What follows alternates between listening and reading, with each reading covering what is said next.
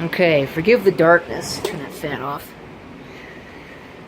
But this is my latest addition to my apparently ever-growing collection. Before I talk about that, I'm going to talk about something else.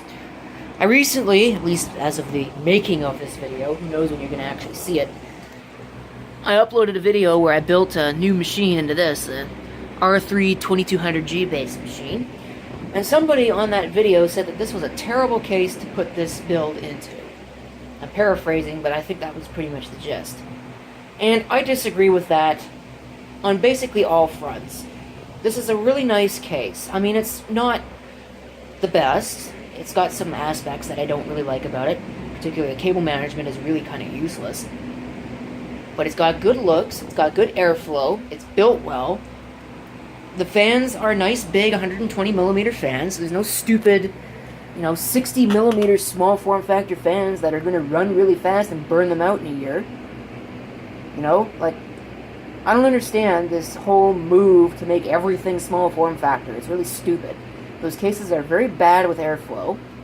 They're expensive. I can drive up to work, go to the scrap pile, grab one of these, clean it out a little bit, pull all the old junk out of it, put something new in it, and it works just fine. And like I said, they look good. I like the looks of this. Maybe it's not for everybody. Silver doesn't seem to really be in style anymore, but I like the looks of the silver front panel. It looks like a piece of stereo gear.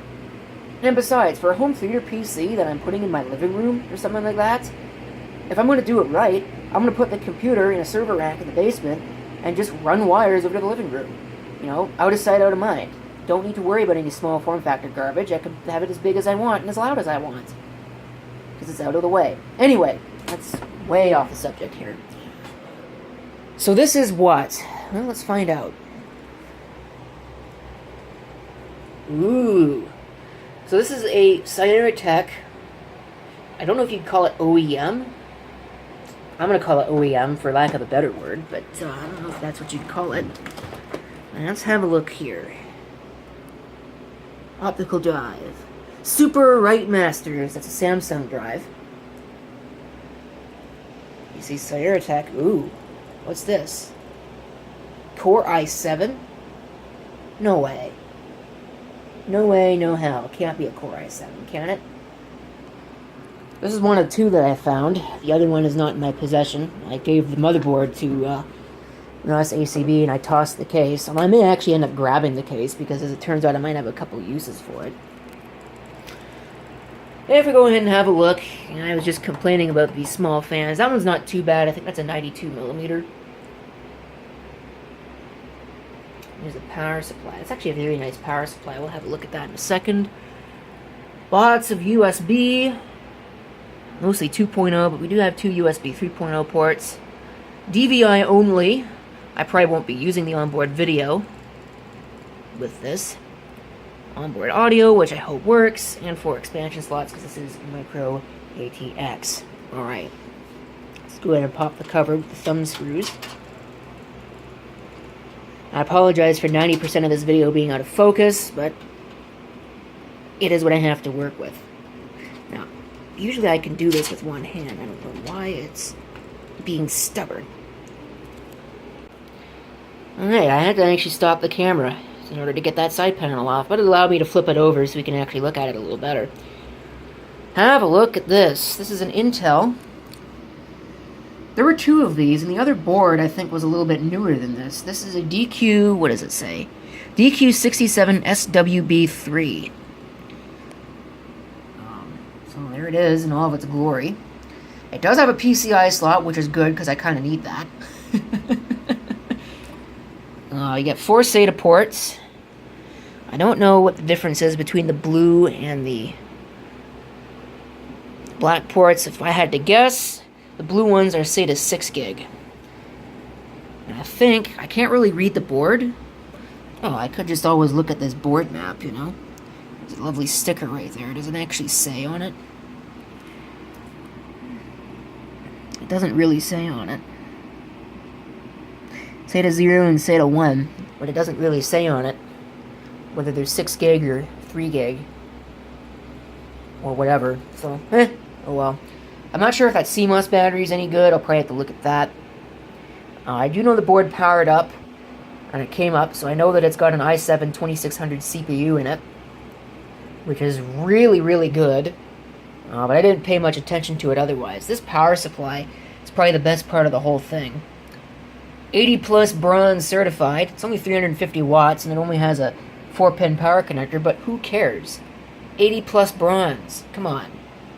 You can't get, well, you can. I mean, you could get gold and platinum or whatever, but for a free computer, you can't get much better than that. The fan seems to be okay. I think this fan is also good. I may flip it around so it's blowing out of the case, but because I don't really want it to be blowing dust into the case or anything like that. But I may not. This toolless bracket had me a little confused at first, but I think what you're supposed to do is you're supposed to lift this up and lift out this hard drive cage. There's no floppy or IDE on this motherboard, so you got a SATA optical drive up there, which is good. I'm going to leave that alone. And probably not going to be able to take advantage of SATA 6 gig, but I may plug it into port 1, because I always like my drives to be sort of in order. I don't like it when things are skipped or out of order, like I think this one is set up. So I might fix that before I really do much with this. But before I even get off the ground with this, I'm going to get a hard drive out, and I've got just the hard drive to use. And I'm going to also have to put in a video card, although I may try the onboard video first. No, I'll put in a video card.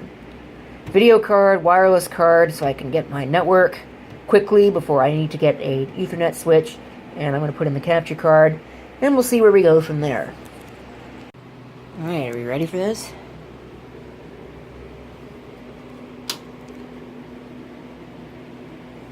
Powers up. See if it survived the trip home. Oh, I didn't hook up the monitor. Okay, let's try that again. See how much power it uses in a minute after I watch it post. Okay, just turned off and back on. Here it comes. Okay, I will need to replace that CMOS battery. And there we go. You can see i7-2600. 8 gigs of RAM.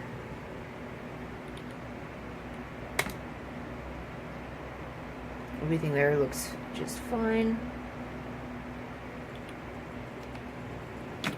SATA drives. All the drives are there. 5 ports. I guess it's got eSATA on the back.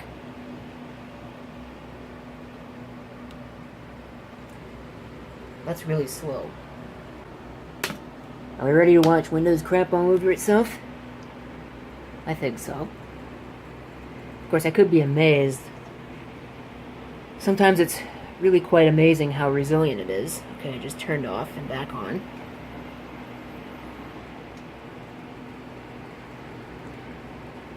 Hopefully that isn't going to be a problem.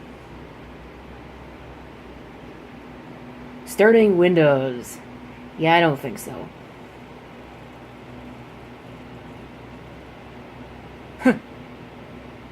It may actually make it all the way into Windows. That'd make my life a little easier. I don't have to reinstall anything. Everything should be set up exactly the way it was. This case has a red hard drive LED. Look at that. Somehow I don't think that's original. But yeah, Windows is going to load. That's amazing.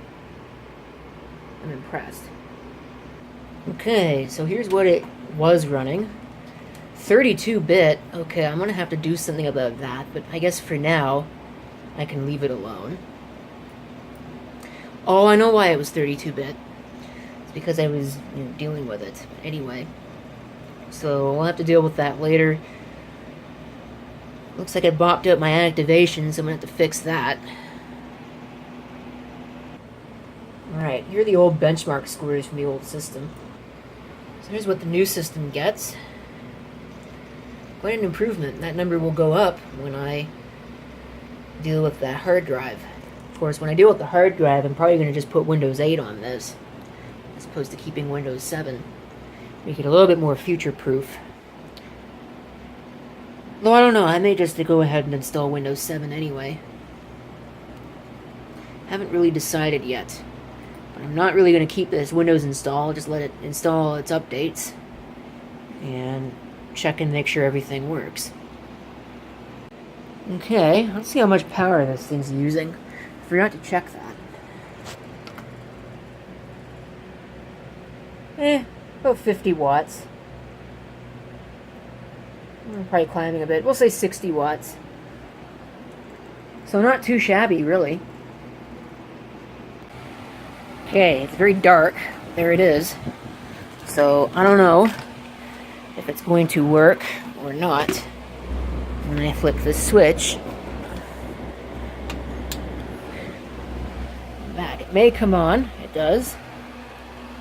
So we can see the power usage figures.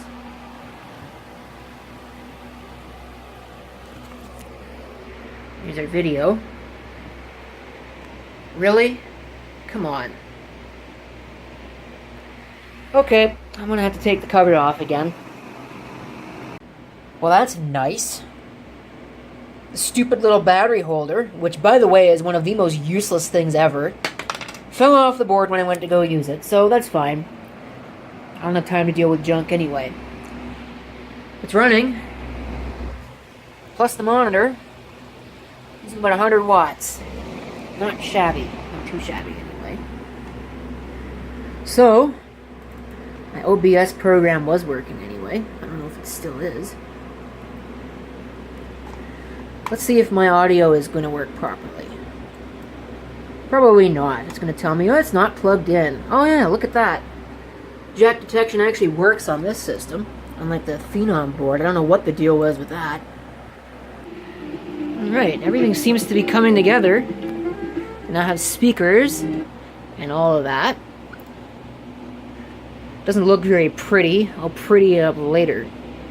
I just want something that works right now. That's why I'm calling it temporary. It's just too bad about that. Let's see if we can fix this a little bit. It's too bad about the CMOS battery holder on this. Of course, I can leave that UPS on. It's not a big deal. I probably will anyway once I put the full network switch and everything, because it'll be on that. And everything should be okay. I got my 2 cameras and all of that. So everything should be set up. Stay tuned. We'll put an SSD in this thing. And probably Windows 8.1. I haven't decided yet. Might be Windows 7. That's going to depend upon driver support and all that.